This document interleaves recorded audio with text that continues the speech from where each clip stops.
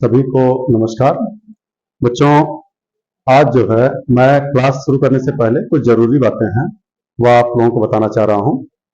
बात यह है कि आज के टाइम पर ऑनलाइन सिस्टम होने की वजह से हैकरों का मन बढ़ गया है और हैकर इस पर कार्य करना शुरू कर दिए हैं। हैकरों ने अकाउंट को सीज करना शुरू किया है, अकाउंट पर अपनी निगाह रखे हुए हैं। हमारी आईडी को हैक कर रहे हैं, हमारे आधार को हैक कर रहे हैं और उससे ज़रूरी सूचनाएं जो है वो लीक कर रहे हैं और अकाउंट को खाली करने का कार्य कर रहे हैं। कल एक ताज़ा उदाहरण लेकर के आऊँगा।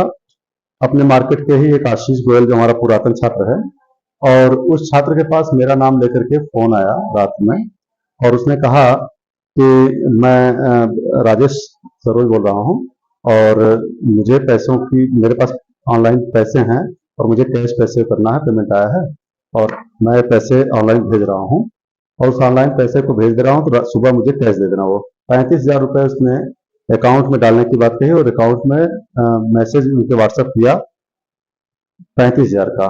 व्हाट्सएप पे मैसेज आया और टेक्स्ट मैसेज में 35,000 का वो मैसेज भी भेजा। तो उनको लगा कि शायद इस तरह की चीज़ें हो गई हैं, तो उसने कहा कि एक बार अपना अकाउंट चेक कर लो, अकाउंट की ज़रूरत नहीं है, आपने मैसेज भेज दिया तो पर्याप्त है। कुछ ही देर बाद 10 मिनट के बाद फिर फ़ोन आता है कि मुझे 10,000 रुपये की नीड हो चुकी है, बहुत ज़रूरी है और आप फिर से पैसे मुझे 10,000 रुपये वापस कर दीजिए।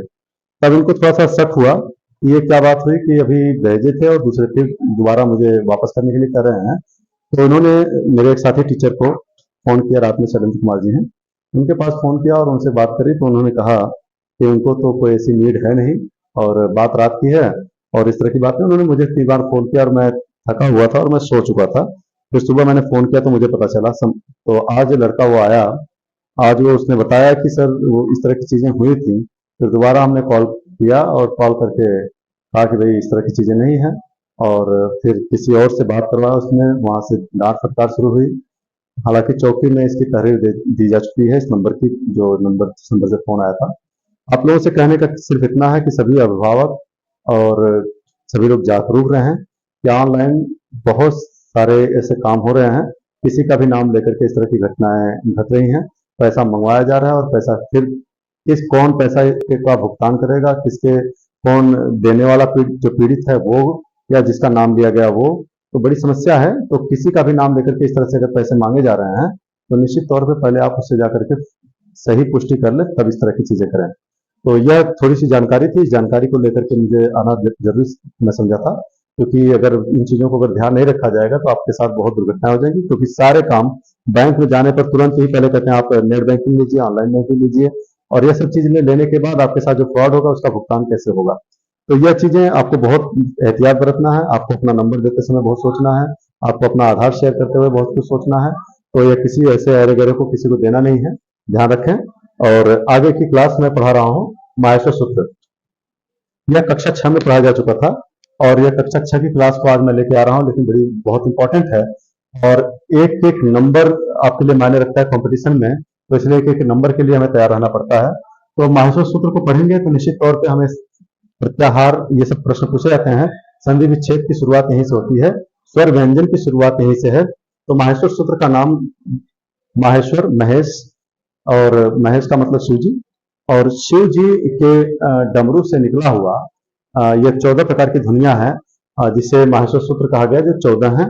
इसको महर्षि पाणिनि एक वैयाकरण है, महर्षि पाणिनि, तो महर्षि पाणिनि ने इसको अपने अष्टाध्यायी में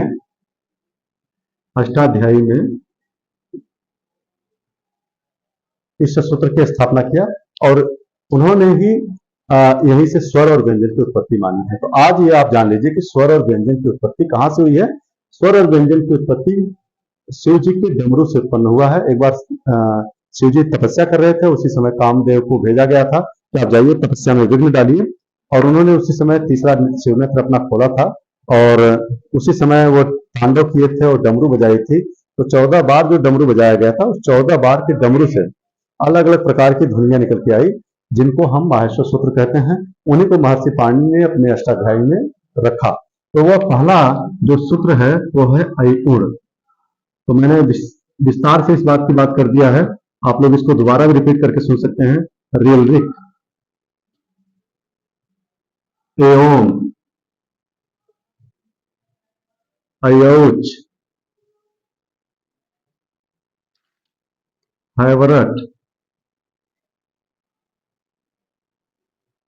लण, यमगणनम,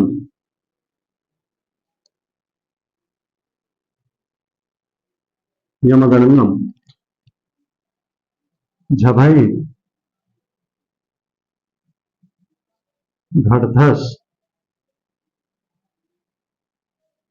जबगड़दस,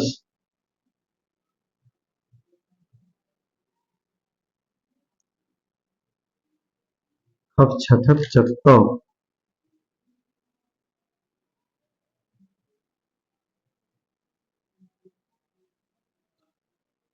कपय, सक्सर,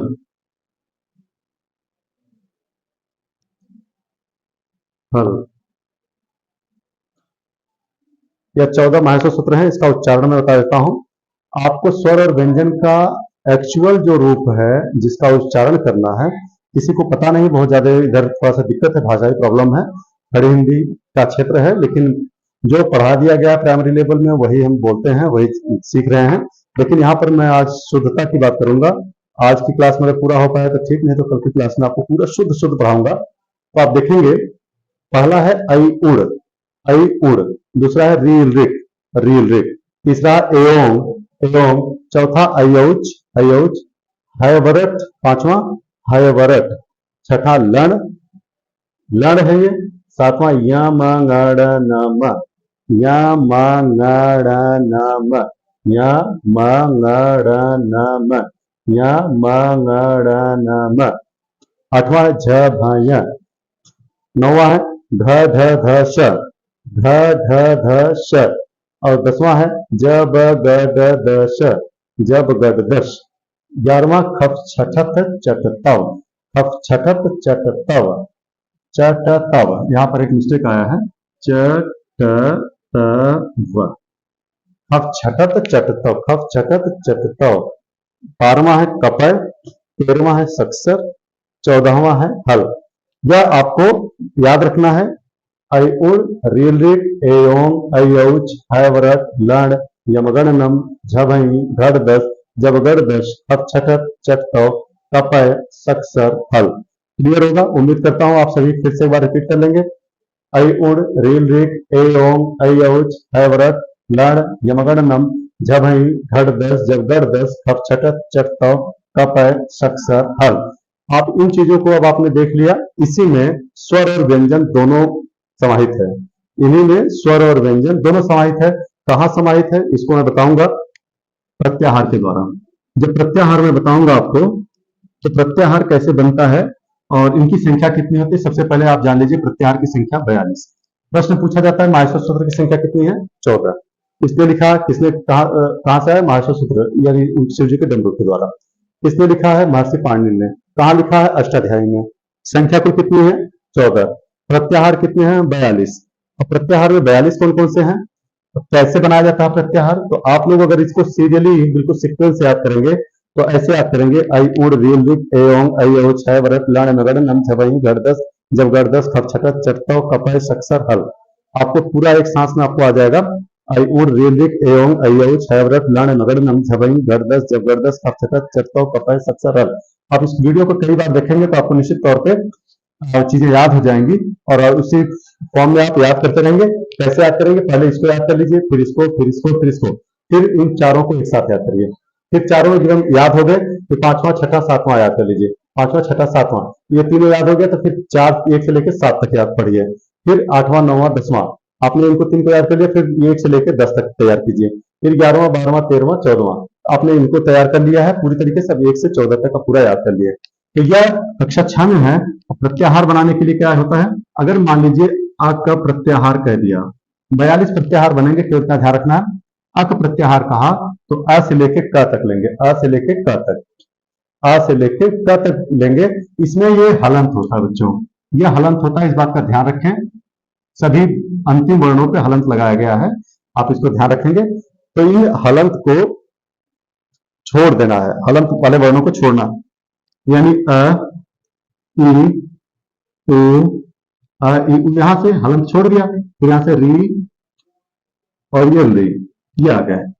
तो यहाँ पर अ ई उ री री, अ ई उ री री। अगर मान लीजिए एक प्रत्याहार का है इक, इक प्रत्याहार में ई से लेके क तक, तो ई से लेके क तक हलंत वाले वर्णों को छोड़ना, ई उ री री, ई उ, देखिए ई है उ है री री, री री। तो इस तरह से फिर एच प्रत्याहार मान लीजिए कह दिया, एच, एच में हम आ जाएंगे ए से लेके च तक, ए से लेके च तक। अब आपको याद है तो आप बना लेंगे। ए से लेके च तक हलंत को छोड़ देना है, ए ओ आई औ, ए ओ आई औ। तो आपको ये मिला ए ओ आई औ, बंद कर दीजिए अपन का, ए ओ आई औ। तो यह आपको देखेंगे तो आपको ये मिला कि ए ओ आई औ, हलंत को छोड़ दिया हमने।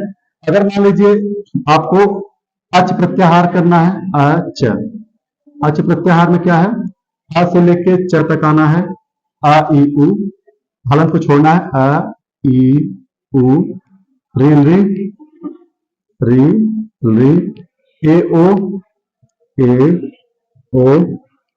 आई औ, आई औ। हलंत वाले वर्णों को छोड़ दिया, प्रत्याहार बनाना सीख रहे होंगे। जैसे अच कहा, अच, अ से लेके जहां तक च है वहां तक के वर्णों को हम लेंगे, यहां से लेके यहां तक के वर्णों को, हलंत वाले वर्णों को हम छोड़ेंगे। तो इनको हमने छोड़ दिया, अ ई उ री री, ए ओ आई औ। तो ये हमारे, अब हम यहां देखेंगे कि इस तरह से अच, यही स्वर है। क्या है ये? स्वर। अच को स्वर कहते हैं, अच को स्वर कहते हैं। हल, हल। अब देखिए हल, यहां पर आपको है दिखाई दे रहा है और यहां पर ल दिखाई दे रहा है। इसमें दो है आए हैं, एक है को हम काउंट करेंगे, एक वर्ण ऐसा है जो दो बार आया हुआ है। तो देखिए ह से चलेंगे, ह य व र ल, य म ग ड़ न, झ भ ढ ढ ध, ज ब ग ड द, फ फ छ ठ थ च ट प, प प स थ स ह। यह ह एक बार आ चुका है, या हम स ख स ह, इस ह को छोड़ करके हम चलेंगे तो यह पूरा का पूरा आपका स्ट्रक्चर तैयार हो रहा है। इसको बंद करिएगा। यहां पर हल है, आपको मैंने बताया कि ह से लेके ल तक, इस ह को छोड़ दीजिएगा और हलंत वाले जितने वर्ण हैं उन सबको छोड़ दीजिएगा। य व र ल, य म ग ड़ न, झ भ घ ढ ध, ज ब ग ड द, ख फ छ ठ थ च ट त, क प स स स और ह।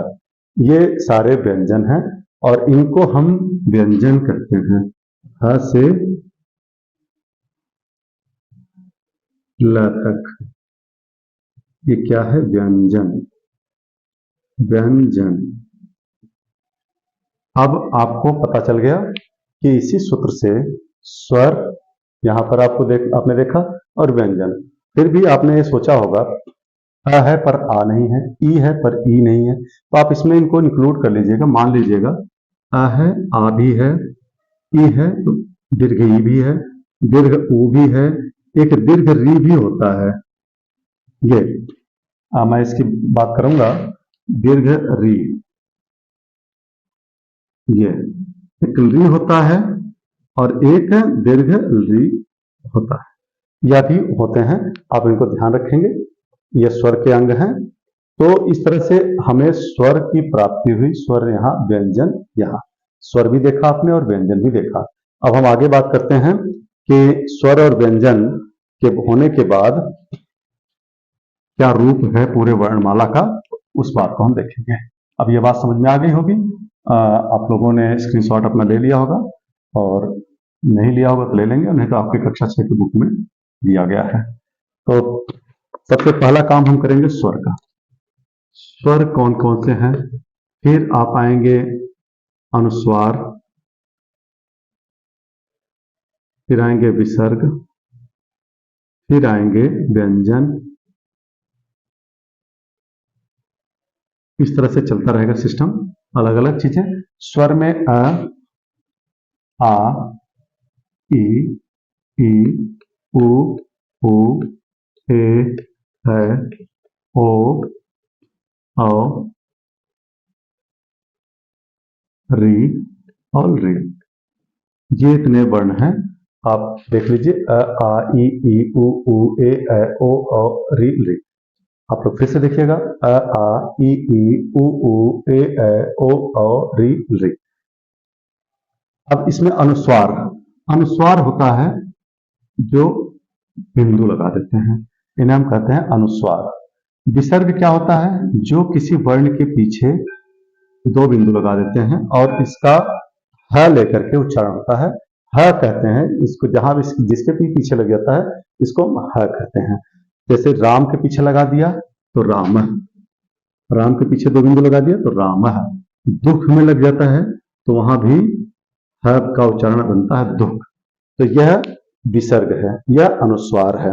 अब धीरे धीरे हम आएंगे सरल से कठिन की तरफ। तो ये आपने देख लिया कि यह विसर्ग है। व्यंजन, व्यंजन में देखिए 5 तो स्पर्शी व्यंजन है, 5 वर्ग हैं। 5 वर्ग कौन से हैं, क वर्ग, च वर्ग, ट वर्ग, ट वर्ग, प वर्ग, 5 हैं। इनको हम कह सकते हैं कु, चु, टू, तू, टू। इनको हम कह सकते हैं कु चु टू तू कु, कु चु। और श है क श अ, इसमें त र अ यह है, और इसमें ज और य है, ज और य है। और इसमें श और र और ये ज्ञ बना, इसको ज्ञ भी कहते हैं, ज्ञ भी कहते हैं। और इसमें अ मिला दिया तो ये बन गया श्र।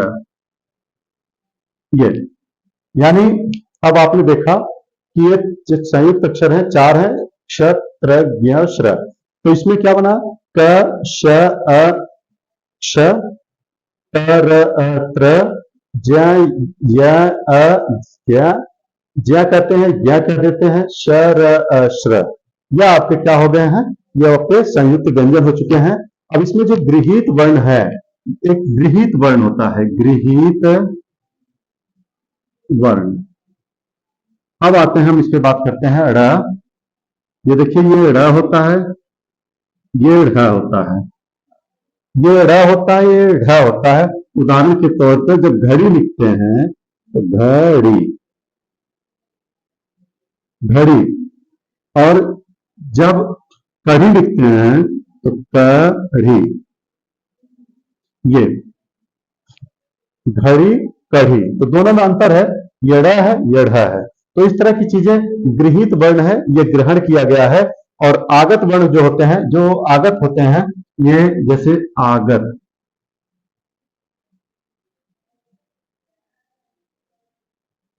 ये गृहीत वर्ण है और ये आगत वर्ण।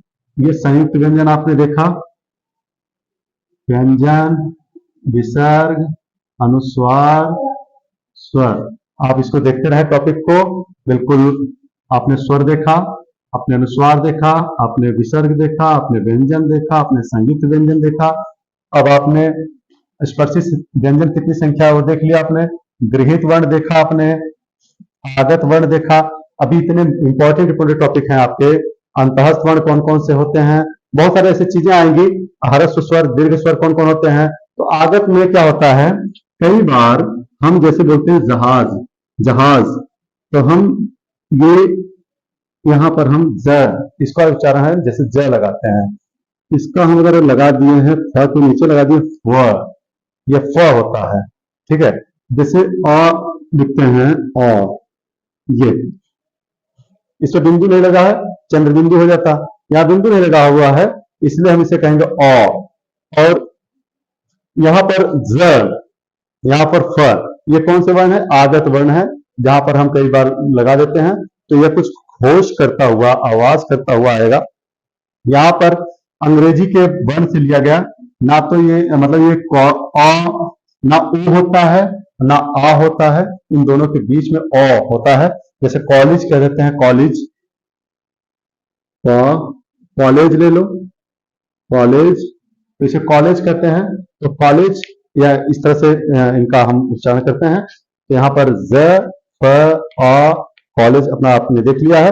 अब हम इसके तो आपने देखा कि स्वर, अनुस्वार, विसर्ग, व्यंजन, संयुक्त व्यंजन, स्पर्शी व्यंजन आपको बता दिया कितने होते हैं। गृहीत वर्ण आपने देख लिया, आगत वर्ण भी आपने देख लिया है। तो निश्चित तौर पे आपने इन चीजों को देखा है।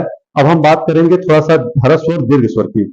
ह्रस्व और दीर्घ स्वर में इसको हम मिटा देते हैं।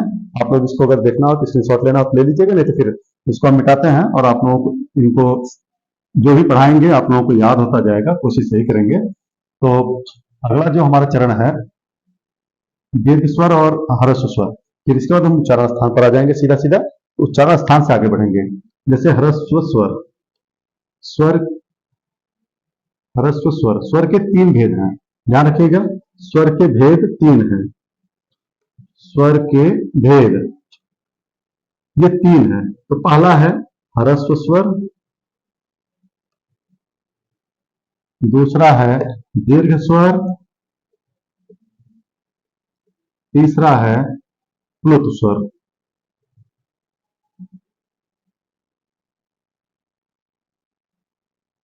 प्लुत, ह्रस्व स्वर, दीर्घ स्वर, प्लुत स्वर। ह्रस्व स्वर में एक पल का समय लगता है, दीर्घ स्वर में 2 पल का समय लगता है, प्लुत स्वर में 3 पल का समय लगता है। यह आप ध्यान रखेंगे। ह्रस्व स्वर में जैसे अ, ई, उ, ये आपके ह्रस्व हैं। इनको छोड़ करके बाकी जितने आपके हैं वो सब के सब इसमें आ जाएंगे। जैसे आ, आ हो गया तो उन्हें हम जो है इसमें एक री भी आ जाएगा, री, आ ई उ री। आ हो गया, बड़ी दीर्घ उ, ए, ओ, ये आ ई उ री को छोड़ दिया जाए, ये ह्रस्व में हो गए, ये बाकी दीर्घ में हो गए। और प्लुत स्वर के लिए एक पहचान हो गई, इस तरह का साइन होता है। जैसे हमने लिखा ओम, ये लिखते हैं, इसी कारण होता है। इसमें 3 पल का समय लगा है, इसलिए इसको इस तरह से दिखाते हैं। इसमें 1 पल का समय, 1 पल, इसमें 2 पल और इसमें 3 पल। पलक झपकाने में जितना समय लगता है 1 पल ऐसे इतने में कह दिया। इसमें 2 बार पलक झपकाने में जितना समय लगता है आ, और इसमें ओम 3 पल पलक झपकाने में जितना समय लगता है वह 1 पल, 2 पल और 3 पल। इस तरह से चीजें हैं। पलक झपकाने में जो समय लगता है उसकी बात मान लीजिए आप, इतना देर लगाना चाहिए हमें। ह्रस्व स्वर, दीर्घ स्वर, प्लुत स्वर। तो स्वर के 3 भेद आपने देखा। ह्रस्व स्वर अ ई उ, यानी जहां पर क लगा हो, क हो, वहां पर 1 मात्रा काउंट होगी, 1, इसे हम ऐसे कह सकते हैं। जहां पर छोटी ई लगी है की, यहां भी 1, जहां पर क्यू लगा है वहां भी 1, जहां पर क्री लगा हुआ है वहां भी 1, यानी 1-1 मात्रा इनमें काउंट होती है। जहां पर का है, अब सीरियस चलने लगा है क्लास, कि आप लोग ध्यान रखिएगा। यहां पर का आ गया तो 2 को एस की तरह हम दिखाते हैं। जहां पर बड़ी यानी की, तो हमने यहां फिर ऐसे लगा दिया। अब यहां पर लगा दिया कु, के, कै, आप देख रहे हैं 2-2 मात्रा लग रही है। तो 2 मात्रा, कौ 2 मात्रा, आप इसको देख रहे हैं। तो आप यहां पर इनको 2 मात्रा के लिए एस की तरह आपको साइन दिखाया गया है, 1 मात्रा के लिए हमने केवल आई का साइन दिया है यहां पर, यानी 1 मात्रा इसको काउंट किया जा रहा है। तो आप इन चीजों को भी ध्यान रखिए। छंद में इसकी बड़ी जरूरत पड़ेगी। आप ह्रस्व स्वर, अभी मैं छंद का पूरा रूप नहीं बता रहा हूं, सिर्फ इनका उपयोग बता रहा हूं कि एक इसकी और इसकी जरूरत जहां जहां पड़ रही है, तो मैं उनको बता रहा हूं। जब छंद पढ़ाएंगे तो छंद में हम पूरा बताएंगे कि कैसे कैसे कहां कहां 2 मात्रा हो सकती है और कहां 1 मात्रा होगी इस उसमें। तो जब छंद का प्रकरण आएगा तो उसको विस्तार से समझाएंगे। अभी मैं छोटी बात कर रहा हूं थोड़ी सी, क्योंकि यहाँ पर केवल जितना सीमित दायरा है इसका इतना ही बात करेंगे। तो यहां पर हमने देखा कि स्वर के भेद, ह्रस्व स्वर, दीर्घ स्वर और प्लुत स्वर। ह्रस्व स्वर में 1 पल का समय, दीर्घ स्वर में 2 पल का, प्लुत स्वर में 3 पल का। ह्रस्व स्वर में अ ई उ री, और दीर्घ स्वर में आ ई उ ए ओ औ। प्लुत स्वर में इसमें इसका उदाहरण बहुत कम मिलता है, वेदों में पाया जाता था, इधर नहीं मिल रहा है, इसका उपयोग नहीं किया जाता। तो केवल आप देखे होंगे कहीं कहीं लिखा हुआ ओम शब्द लिखा हुआ, तो आपने इसको समझ लिया। अब हम आते हैं उच्चारण स्थान पर। उच्चारण स्थान भी आज की क्लास में अगर हम खत्म कर दें तो निश्चित तौर पे, क्योंकि यह प्रश्न पूछा जाता है और बहुत जगह पूछा जाता है, तो हमें इसको हल्के में नहीं लेना है, किसी भी टॉपिक को हल्के में नहीं लेना है। तो आपको एक और बता दें, बच्चों के लिए भी थोड़ी जानकारी है। जो कक्षा 8 में पढ़ने वाले बच्चे हैं, वो कक्षा 8 में जो पढ़ रहे बच्चे जिन्होंने 55% प्राप्त किया है 7वीं में, जो जनरल और ओबीसी के बच्चे हैं, तो 55% पाने वाला छात्र राष्ट्रीय आय आधारित परीक्षा 2024-25 में वह बच्चा प्रतिभाग कर सकता है। उसके लिए 3.5 लाख उसके गार्जियन की आय होनी चाहिए, एक आय प्रमाण पत्र बना होना चाहिए। अगर एससी में है तो अगर एससी में है तो एससी में वह बच्चा क्या करना है, उसको 50% की ही जरूरत है मार्क्स की, तो एक जाति प्रमाण पत्र की आवश्यकता रहेगी। और इसका जो फॉर्म है वह शायद डब्ल्यू राष्ट्रीय, पहले तो ये देख लो, राष्ट्रीय आय आधारित परीक्षा 2024-25।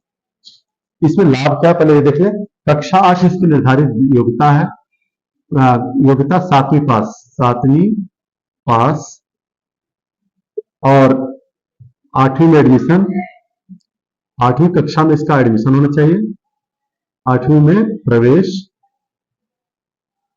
इसमें जो लाभ है, परीक्षा जो पास कर लेगा इस परीक्षा में, उस परीक्षा में पास करने वाले बच्चे को मिलेगा 9वीं से 12वीं तक लाभ 12,000 प्रति वर्ष।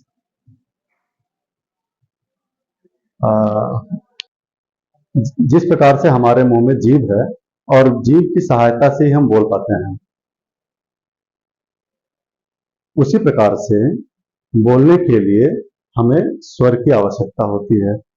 स्वर अगर ना हो तो हम व्यंजन को नहीं बोल पाएंगे। मान लीजिए हमें इसका उच्चारण करना है, क दिखाई दे रहा है लेकिन उच्चारण करना है क।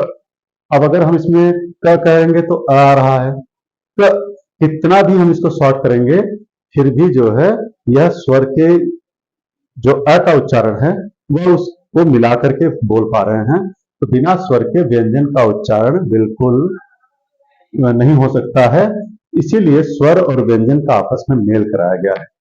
अगर हम यहीं पर कहीं बात करें तो जैसे क है और इसमें अ हम मिला देते हैं, देखिए क हलंत है तभी इसमें स्वर मिल पाएगा। अगर इसमें स्वर नहीं है तभी हम इसमें स्वर मिला पाएंगे, तभी हम इसको बोल पाएंगे, तब हम कहते हैं कि ये पूरा क है। अगर हम इसमें क में आ मिला देते हैं तब बनता है आ, यानी का। तो क में आ मिलाया, क में छोटी ई मिला दिए तो हमारा बन जाता है की। और क में ही अगर हम बड़ी ई मिला दिए तो बन जाता है की। तो इसीलिए ककहरा की उत्पत्ति हुई थी, जो हमें पढ़ाया जाता था प्राइमरी लेवल पे, कक्का, किक्की, कुक्कू, केकर, कोको, कंका, जिससे हमें याद रहे कि किस तरह से इनका उच्चारण होना है। तो स्वर को व्यंजन में हम मिलाते हैं तब जाकर के वह बोलने योग्य बन पाता है। तो यह पूरा व्यंजन है, यह स्वर है आपका अ आ इ ई उ ऊ ए ऐ ओ औ री री, यह स्वर है। अनुस्वार आपने देख लिया, एक बिंदु है ऊपर जो लगता है। विसर्ग आपने देख लिया, इस पे 2 बिंदु यहाँ लगते हैं कि वर्ण के पीछे लगते हैं, और इसका ह किस तरह उच्चारण होता है।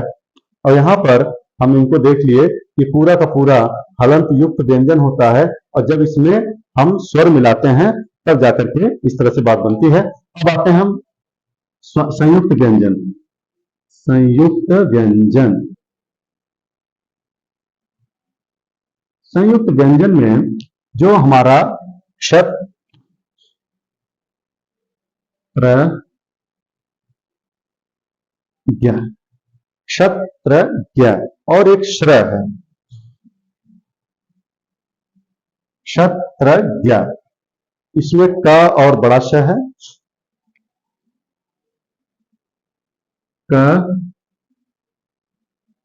प्लस श और अ, तब बनता है श। और त्र में त र है, तब पूरा बनता है त्र। ज्ञ में जैसे ज कहते हैं, ज है और इसे बंद करो,